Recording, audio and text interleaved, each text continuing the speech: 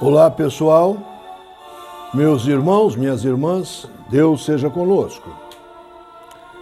19ª parte de reflexões acerca do Sermão da Montanha, as bem-aventuranças, contidas no Evangelho segundo Mateus, do capítulo 5, dos versículos 1 ao 12. Fundo musical para hoje, vamos ouvir com a Orquestra Filarmônica de Londres, Anakin Betrayal, ou A Traição de Anakin. Fundamentados na razão, raciocinemos a fé. Entretanto, caríssimos, um raciocínio com os amorosos olhos da caridade. Sigamos então a 8ª bem-aventurança, contida em Mateus, capítulo 5, versículo 10, onde o crístico decreta: bem-aventurados os que são perseguidos por causa da justiça, porque deles é o reino do céu. Muito bom lembrar que as bem-aventuranças são o guia e o roteiro universal para a integral e plena satisfação do ser humano. Então, como pode ser bem-aventurada aquela pessoa que sofre perseguição por causa da justiça? E ainda tem por recompensa dessa perseguição não a misericórdia dessa própria justiça, mas o reino dos céus. Eis aí um paradoxo que somente compreenderemos ao analisarmos o significado das palavras e o simbolismo por elas representados. Para compreendermos a simbologia do Nazareno Jesus, vamos em primeiro às definições etimológicas e vernaculares destas palavras, para depois sequenciarmos as reflexões. Por bem,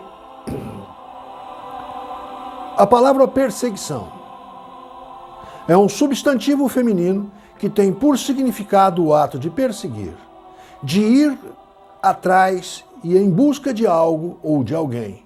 Mas, aqui, o que nos interessa é o seu significado bíblico. Onde? No DLP, ou DPLP, Dicionário Priberan Online, perseguição é cada uma das 10 épocas em que os cristãos dos primeiros séculos da Igreja foram perseguidos publicamente pelos imperadores romanos. Dito isso, o composto vocabular por causa da.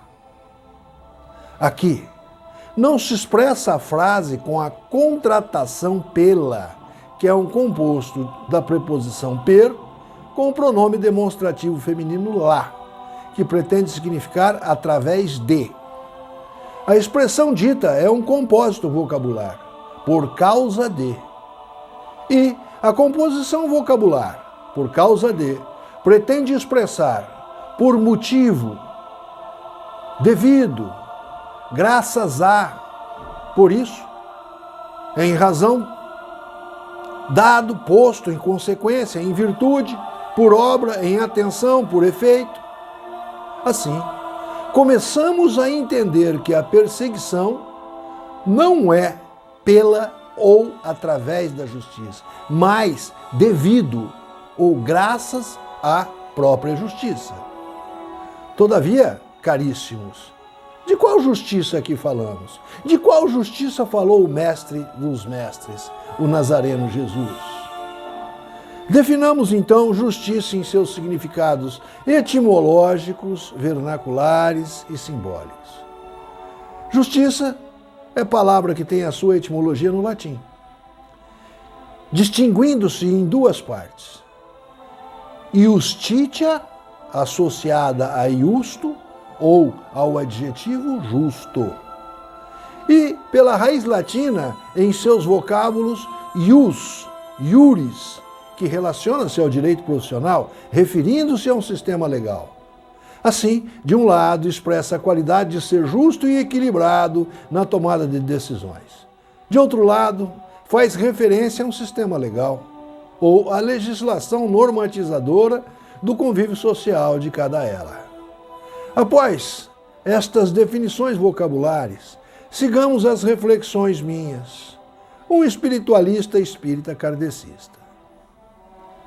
De imediato, através do bom senso e do raciocínio, havemos de aprender que aquela pessoa perseguida pela justiça, iuris, sistema legal, não é uma expressão que saiu dos lábios do maior sábio havido entre nós, o Cristo Jesus, o justo e perfeito por excelência. Desta forma, vamos ao raciocínio que nos demonstra que trata-se aqui daquela pessoa perseguida por causa da justiça. Aspas, justus. Em outras palavras, perseguida por ser uma pessoa justa, por ser de justiça, por ser então um justificado aos olhos de Deus e, portanto, merece, em contrapartida, o reino dos céus. Indagamos então, mas o que significa ser um justo pela justificação aos olhos de Deus? De qual justo falou Jesus ao dizer que bem-aventurados os que sofrem por causa da justiça? Isso para sabermos o porquê de merecer o reino dos céus. Reflexionamos que um justo aos olhos de Deus é indivíduo já justificado pela evolução moral, com pluralidade existencial contida na multiplicidade reencarnatória do epitáfio kardeciano. Nascer, morrer, renascer ainda e progredir sem cessar. Tal é a lei, que nos dá suficiência compreensiva de nossa competência como homem pleno. Mas como levar a justiça do amor? Como se tornar um justo para merecer o reino dos céus? Ora, praticando Jesus, o justo por excelência, o justificado aos olhos de Deus e merecedor do reino dos céus, por ser a síntese plenificada do amor, da pureza de coração, da misericórdia, alcançadas pela alquímica fórmula do amor,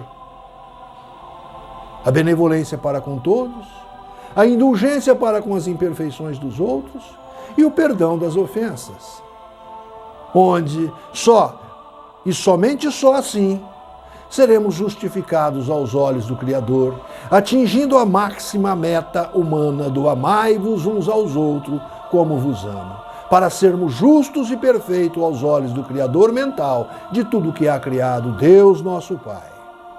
Ao fim de mais esta reflexão, em bem-aventurados os que são perseguidos por causa da justiça, porque merecerão o reino dos céus, louvemos ao Senhor nosso Deus, o Criador mental de tudo que há criado.